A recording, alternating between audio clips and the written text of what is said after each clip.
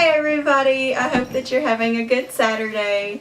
This is the librarian and I'm here with a book review today. The book that I will be reviewing is Enchantment by Orson Scott Card, and I really enjoy romance and sappy sort of things. So that was the main reason that I picked this up, because of the cover looked really cheesily romantic. And I've read Orson Scott Card before. I really enjoyed his Gate Thief book, so I figured that I would like it. And I was correct. I really did enjoy this book. It's a spin on the fairy tale Sleeping Beauty, and it's based in Russia.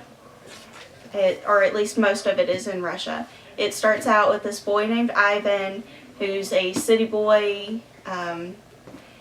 I believe he was in, oh gosh, it wasn't Moscow, but it was another bigger city.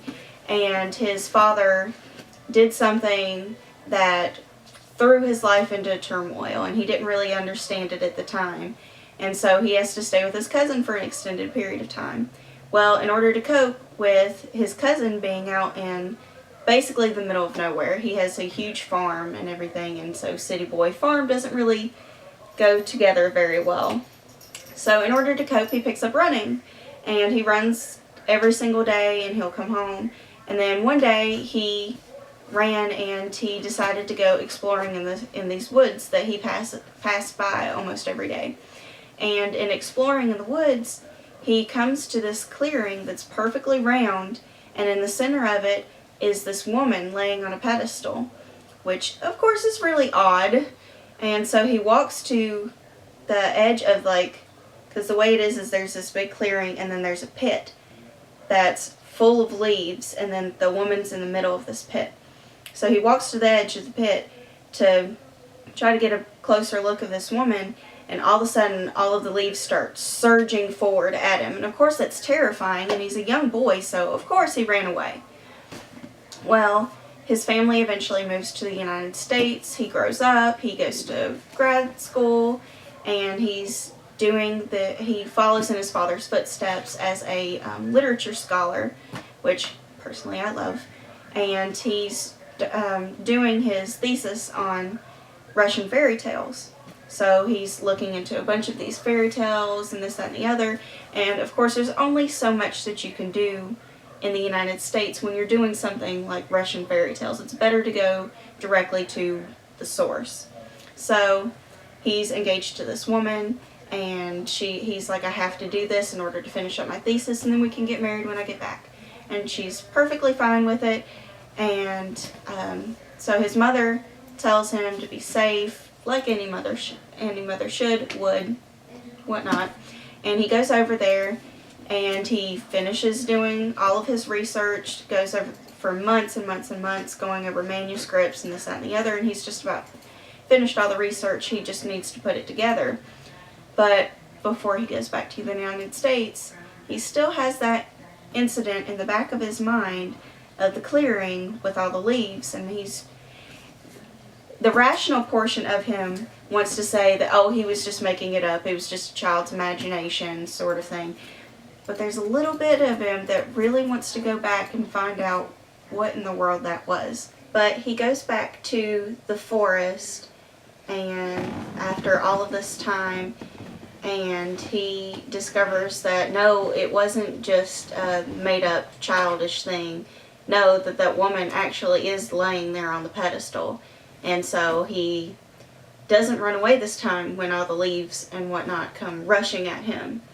And it's really interesting, and that's basically all I can really tell you without giving away major things in the book.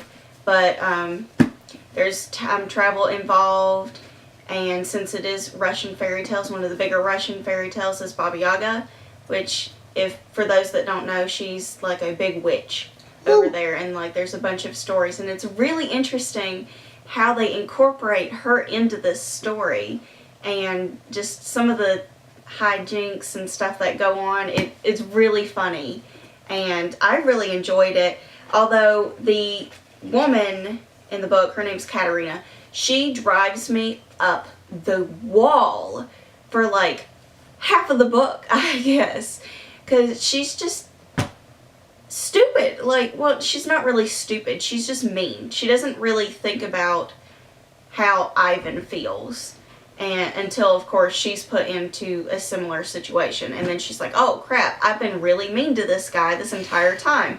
Maybe I shouldn't have done that. And I'm like, I had to, like, close the book, put it down. I'm like, yeah, exactly. Exactly. You shouldn't have been so hateful to him. Oh, my gosh, I would have given up on you forever ago. Like, he is so freaking noble for sticking with her for that freaking long. Oh, my God, I would have killed her. But that's just me. But it's really well written. It's really interesting how he combines like the myths, the fairy tales, time travel, modern era. It's just, he does a very good job piecing it all together. So if I had to, I would give this 5 out of 5 stars. Like, hands down. I loved this book. So definitely pick it up. Read it if you can. It's great. And but that's all I've got for you. If anybody else has read this book, let me know your thoughts in the comments. If you hated it, tell me why you hated it. I am perfectly open to that. And I will see you all later. Bye. Go. All right. Hello, everybody. Red? Should be. Mm-hmm. Okay. Because it also blinks on the side. Oh, nice. Okay. Hello, everybody. I hope everybody had a good Sunday. Saturday.